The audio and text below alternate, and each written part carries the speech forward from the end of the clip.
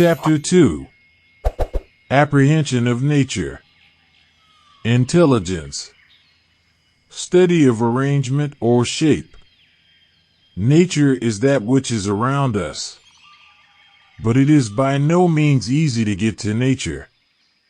The savage living, we may say, in the bosom of nature is certainly unapprehensive of it. In fact, it has needed the greatness of a Wordsworth and of generations of poets and painters to open our eyes, even in a slight measure, to the wonder of nature.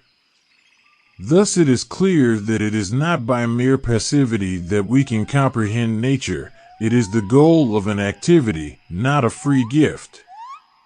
And there are many ways of apprehending nature. There are the sounds and sights of nature which delight the senses, and the involved harmonies and the secret affinities which poetry makes us feel. Then, moreover, there is the definite knowledge of natural facts in which the memory and reason are employed. Thus we may divide our means of coming into contact with nature into three main channels: the senses, the imagination, and the mind. The imagination is perhaps the highest faculty, but we leave it out of consideration here, and ask, how can we bring our minds into contact with nature? Now, when we see two people of diverse characters, we sometimes say that they cannot understand one another. There is nothing in the one by which he can understand the other. He is shut out by a limitation of his own faculties.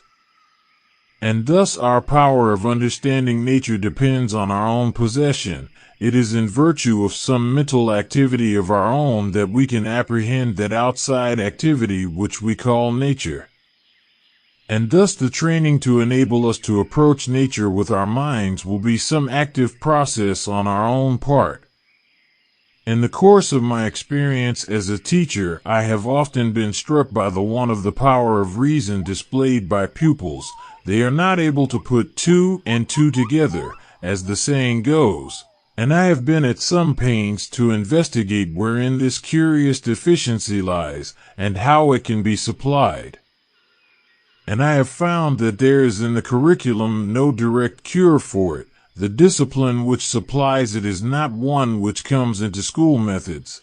It is a something which most children obtain in the natural and unsupervised education of their first contact with the world, and lies before any recognized mode of distinction.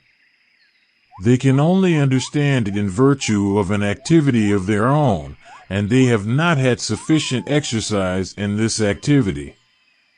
In the present state of education, it is impossible to diverge from the ordinary routine. But it is always possible to experiment on children who are out of the common line of education.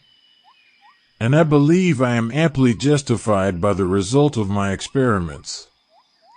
I have seen that the same activity which I have found makes that habit of mind which we call intelligence in a child is the source of our common and everyday rational intellectual work, and that just as the faculties of a child can be called forth by it, so also the powers of a man are best prepared by the same means, but on an ampler scale. A more detailed development of the practical work of Part 2 would be the best training for the mind of a child.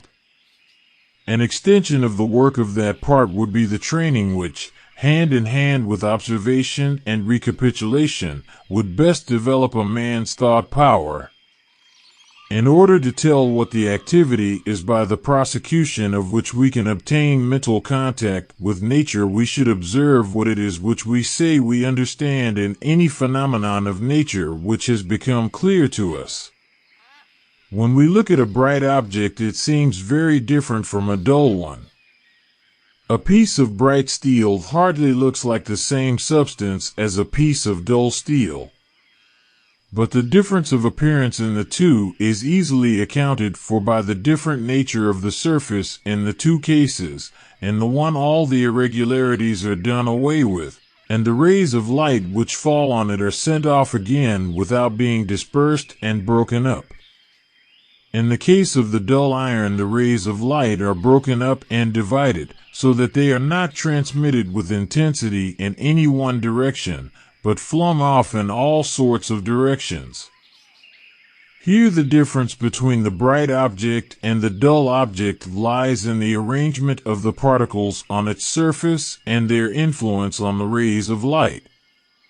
Again, with light itself, the differences of color are explained as being the effect on us of rays of different rates of vibration.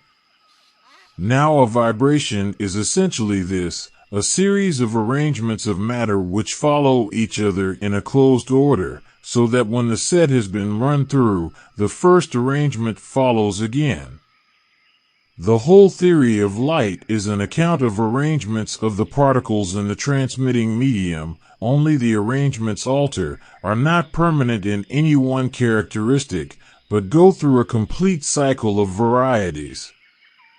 Again, when the movements of the heavenly bodies are deduced from the theory of universal gravitation, what we primarily do is to take account of arrangement.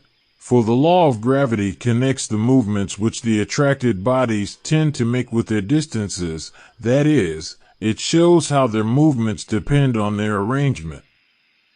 And if gravity as a force is to be explained itself, the suppositions which have been put forward resolve it into the effect of the movements of small bodies, that is to say, gravity, if explained at all, is explained as the result of the arrangement and altering arrangements of small particles.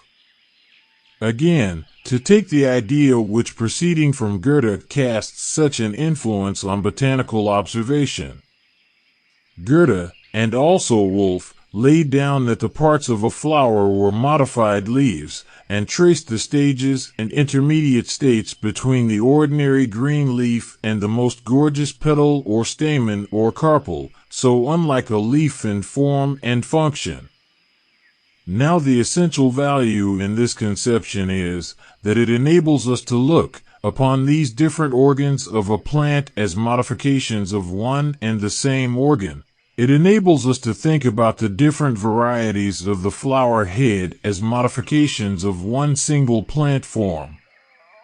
We can trace correspondences between them and are led to possible explanations of their growth. And all this is done by getting rid of pistil and stamen as separate entities and looking on them as leaves and their parts due to different arrangement of the leaf structure. We have reduced these diverse objects to a common element. We have found the unit by whose arrangements the whole is produced.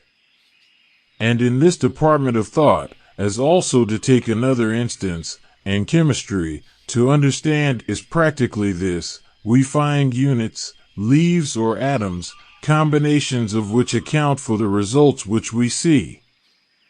Thus we see that which the mind essentially apprehends is arrangement. And this holds over the whole range of mental work, from the simplest observation to the most complex theory. When the eye takes in the form of an external object, there is something more than a sense impression, something more than a sensation of greenness and light and dark. The mind works as well as the sense, and these sense impressions are definitely grouped in what we call the shape of the object. The essential act of perceiving lies in the apprehension of a shape, and a shape is an arrangement of parts. It does not matter what these parts are. If we take meaningless dots of color and arrange them, we obtain a shape which represents the appearance of a stone or a leaf to a certain degree. If we want to make our representation still more like, we must treat each of the dots as in themselves arrangements. We must compose each of them by many strokes and dots of the brush. But even in this case, we have not got anything else besides arrangement. The ultimate element, the small items of light and shade or of color, are in themselves meaningless. It is in their arrangement that the likeness of the representation consists. Thus, from a drawing to our notion of the planetary system, all our contact with nature lies in this, and an appreciation of arrangement. Hence, to prepare ourselves for the understanding of nature, we must arrange. In virtue of our activity in making arrangements, we prepare ourselves to do what is called understand nature. Or we may say, that which we call understanding nature is to discern something similar in nature to that which we do when we arrange elements into compounded groups. Now, if we study arrangement in the active way, we must have something to arrange, and the things we work with may be either all alike, or each of them varying from every other. If the elements are not alike, then we are not studying pure arrangement, but our knowledge is affected by the compound nature of that with which we deal. If the elements are all alike, we have what we call units. Hence, the discipline preparatory for the understanding of nature is the active arrangement of like units. And this is very much the case with all educational processes. Only the things chosen to arrange are in general words, which are so complicated and carry such a train of association that, unless the mind has already acquired a knowledge of arrangement, it is puzzled and hampered, and never gets a clear apprehension of what its work is. Now, what shall we choose for our units? Any unit would do, but it ought to be a real thing. It ought to be something which can be touched and seen, not something which no one has ever touched or seen, and which is even incapable of definition, like a number.